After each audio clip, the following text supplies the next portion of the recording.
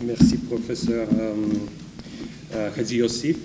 Bon, je vais présenter cette communication en anglais puisqu'il s'agit d'une étude qui a été rédigée, publiée en anglais déjà. Donc, puisque c'est une des langues du colloque, je me suis dit que peut-être que ce serait plus facile pour moi de présenter ce sujet en anglais. Mais bien sûr qu'on peut ensuite en discuter en français ou en grec. So I'm going to start this presentation with a long disclaimer. What I'm going to present right now is not going to be particularly sophisticated in terms of intellectual history. It is rather a historiographical study. And it is a historiographical study of the concept, namely of the concept of national revival, not of enlightenment. Because, as a matter of fact, concerning the historiography of the former Yugoslav Republic of Macedonia, there is not really a theory or a particularly developed concept of enlightenment. There are certain analogies, certain comparisons that are made between a period with a quite hazy time frame, which is called namely national revival, a period which starts somewhere in the 18th century and finishes somewhere in the 19th century. So we are talking about the geographical context of Ottoman Macedonia, the three vilayets of Selanik, Manastir, and Kosovo.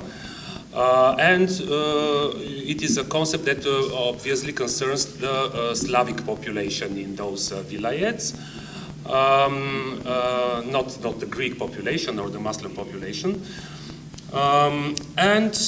Roughly, this national revival is supposed to cover a period of national emancipation, meaning development of modern national culture, national movement, and construction of modern national ideology, even if, of course, as you can imagine, the traditional mainstream national historiographies are not particularly constructivist in their approach. And another aspect, this Ottoman context of the intellectual and how to say national development of Macedonian Slavs is also quite absent from the picture. So this national revival, just like in other Balkan historiographies, like the Bulgarian or to some extent also the Albanian historiography, is presented in a kind of vacuum, almost a vacuum in many cases, as simply it is the national movement that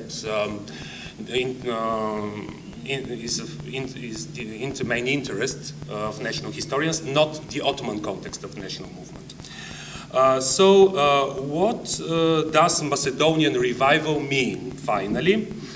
This is a question that forms the title of a study produced in 1983 by a Macedonian historian, the academic historian Blažej Ristovski. And as I'm going to show, it is by no means obvious what this concept should really mean and cover. But still it is interesting in my opinion to the extent that it shows to what extent certain historical narratives could be extremely important on popular level, on the level of, I would say, public articulation of history and of past, but not necessarily so useful to academic historiography. And even to go further, this is a concept that, in my opinion, shows to what extent also in national ideology there are different layers that are not necessarily in harmony with each other, and that paradoxically, in some cases, also historiography, national historiography, which is of course one of the aspects of national ideology, is not necessarily in harmony with other aspects of national ideology. Just to close this remark concerning enlightenment, it is really, I will not deal with all those comparisons with European enlightenment because they are really quite underdeveloped and not really important. You must take into account that in Macedonian history, meaning in standard Macedonian Slavic language, the term is prosvetitelstvo for enlightenment, which is also quite close to the, just like in other Slavic languages, to the term prosveta, which means simply education. So things like the creation of schools in vernacular Slavic Macedonian language in 19th century could be also regarded as an expression of enlightenment. as a phenomenon of enlightenment by academic historians in Skopje. So you can imagine that it is really all those references to enlightenment, European enlightenment, are quite rudimentary and not really developed. Same thing with, actually there are also analogies with Renaissance, because revival, the local term is prerodba, means literally rebirth.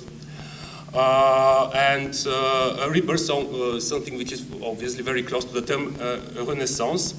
That's why, in particular, in art history, in this nationalistic art history which is produced in Skopje, just like in other Balkan historiographies, you can find all kinds of comparisons between, for instance, icon painting in 19th century Macedonia, or civil and religious architecture with Renaissance, with Western European Renaissance, that are by no means obvious. Same thing with all those comparisons with Enlightenment. So I'm not going to deal with this stuff, so to say, because it is really not very intellectually inspiring.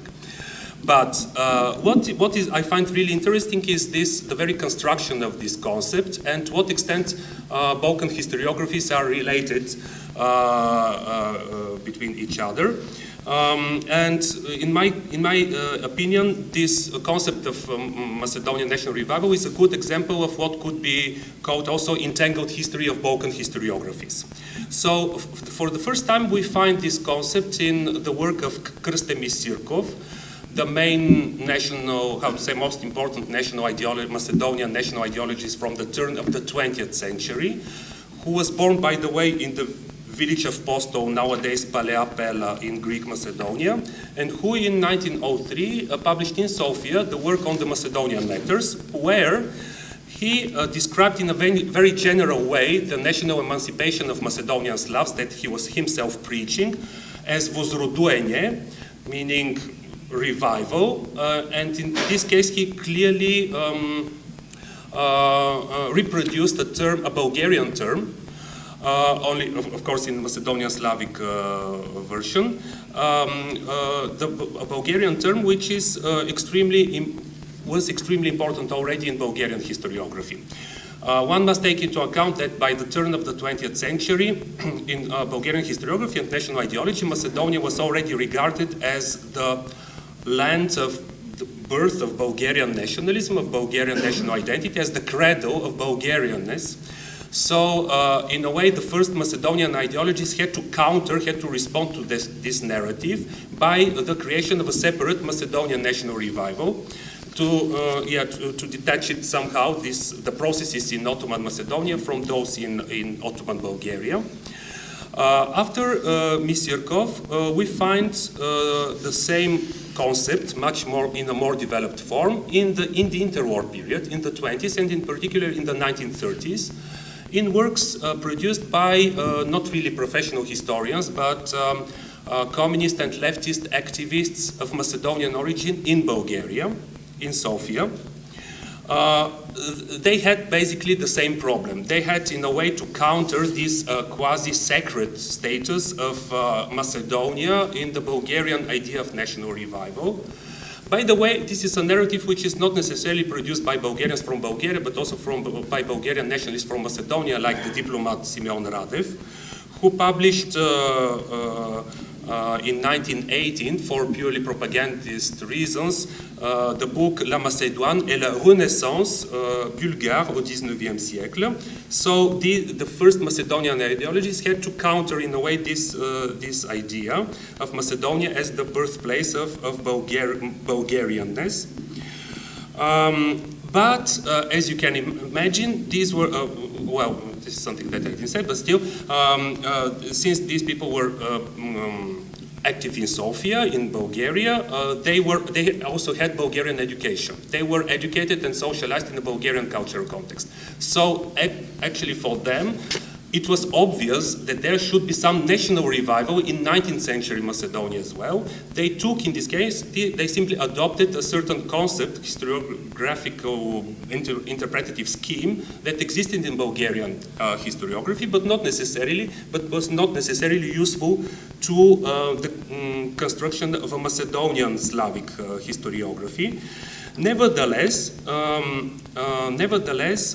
they tried to do their best.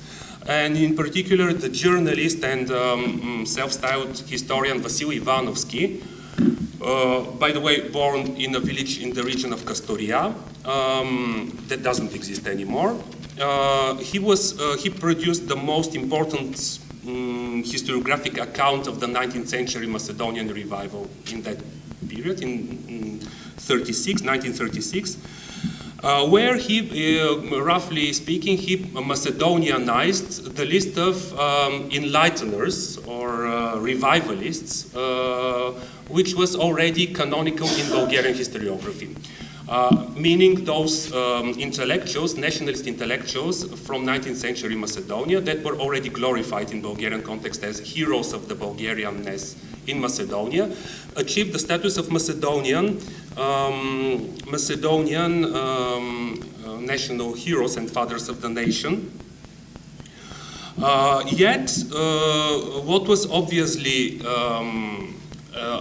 not really comfortable to ideologists such as Ivanovsky was the fact that these figures, in many cases, really had Bulgarian national identity, not really Macedonian, even if they had also extremely important Macedonian patriotism, but rather local patriotism, not necessarily Macedonian nationalism. Nevertheless, as good Marxist-Leninists, authors such as Vasily Ivanovsky concluded that even if subjectively those historical personalities had Bulgarian national identity, objectively, as he put it, in front of history, their work their activity is actually Macedonian patriotic activity. So the idea that there were in Leninist terms Bulgarian external forms in this process of national revival, but Macedonian contents. Nevertheless, the format remained extremely, Bulgarian, because this period is supposed to start in the 18th century, exactly where the Bulgarian historiography puts its beginning, and is supposed to start somewhere in the 70s of the 19th century, which is especially close to the year 1878, when the modern Bulgarian state was created. So, as we are going to see later,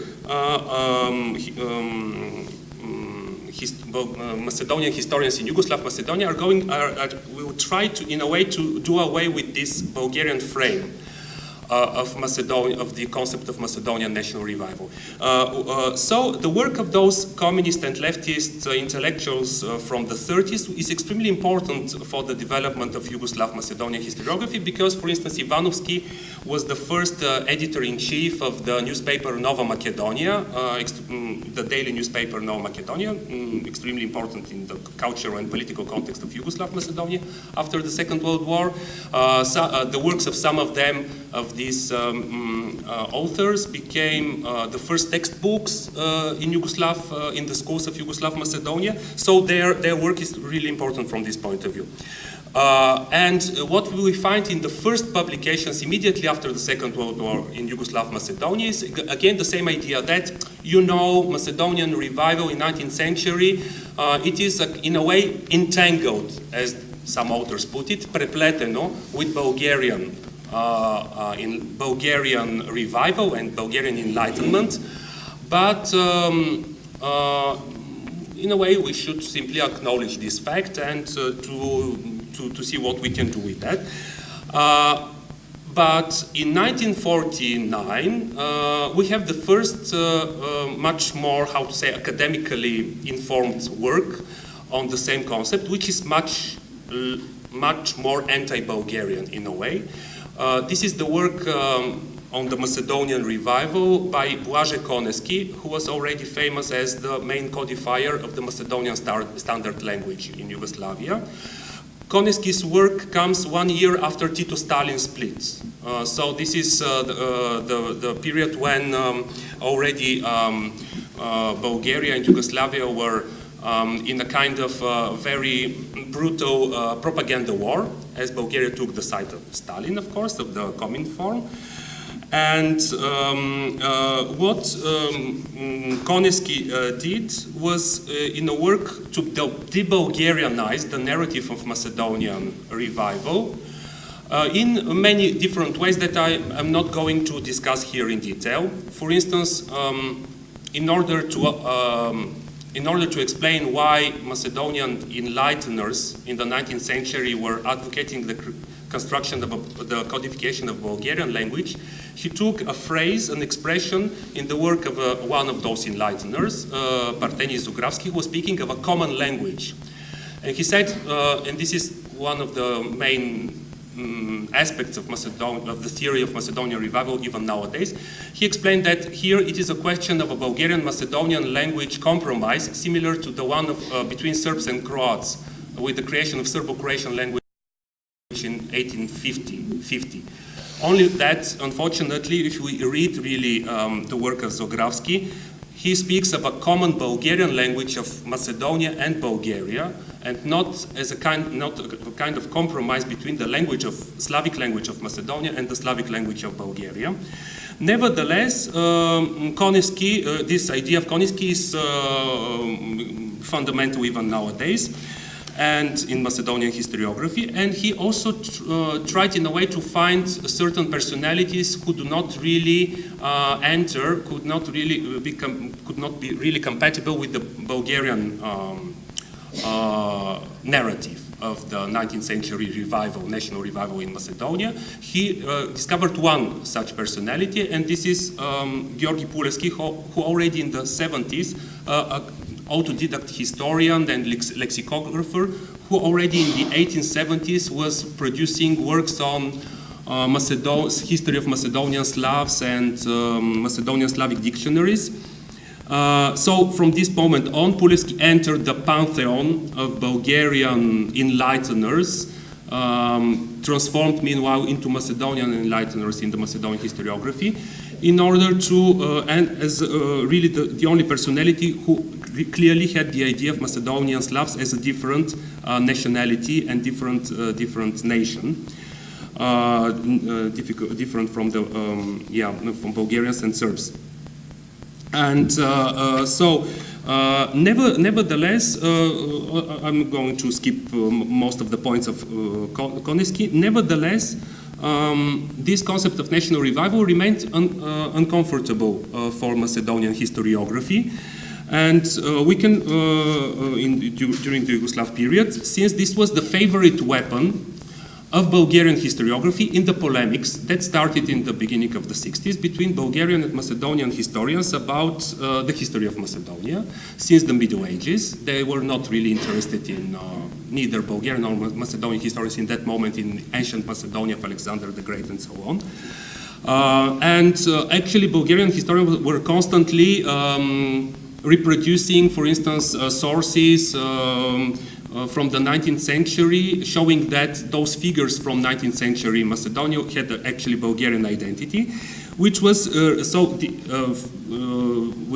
given this attack, many Macedonian historians felt uncomfortable, and one of them, for instance, Tashkovsky, was clearly appealed to his colleagues to discard a big part of this narrative and to discover the real Macedonian patriots and to stop glorifying all those that were, as he put it, served by Bulgarian historiography to the Macedonian historiography. After that, we have also other historians, just as, like for instance, Blažej Ristovski, whom I mentioned in the beginning, with his work, What Does Macedonian Revival Mean? Where he clearly acknowledged the fact that, as he put it, this concept came to Skopje through Sofia. And these are historians who put many efforts into trying to de-Bulgarianize the narrative further, for instance, by extending it. extending its time frame to the Second World War and the creation of Yugoslav Macedonia after the Second World War, and many other aspects that I'm unable really, I have to skip here. Nevertheless, even nowadays, for instance, in the work of historians such as Ivan Katardziev, another important academic historian from Skopje, we can find this idea that the period of Macedonian national revival in 19th century was, as he puts it, a period of only partial emancipation of Macedonians, a period with an indefinite Macedonian ethno-national profile, as he puts it.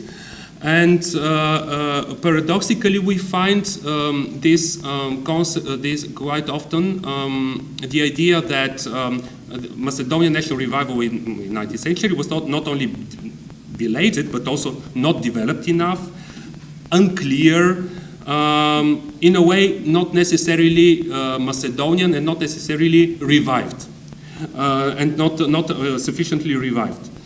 The story of this Macedonian historiographic concept, in my opinion, shows to what extent in some cases national narrative in its public form is constructed in a way that does not necessarily correspond to the logic of academic national historiography. So one must take into account that on popular level, this is a very important, very popular narrative. For instance, since 2008, the term prerodba, revival, has been the catchy slogan of the right-wing political party of Nikola Gruevski, and the leaders of that party are mocked by their opponents as revivalists. So it is extremely important on the popular level, but not necessarily, but obviously, as I tried to show, it is a problem to the academic historiography. In these cases, in cases of this kind, both popular representations of the past and their historiographical processing, so to say, have inherited paradigms, terms, and narratives from other national contexts. Whatever importance they have in the construction of national identity, these can actually contradict the needs of scholarly historiography, of the scholarly discipline. Yet the fact that they are so well entrenched in the popular forms of memory, so to say, make such concepts relatively untouchable, and historical works feel obliged in a way to take them into account. So even though revival, this national revival, is abandoned or contested by leading Macedonian historians, the public and political spheres continue to revive this concept and bring it back in historical discourse. Thank you. Thank you very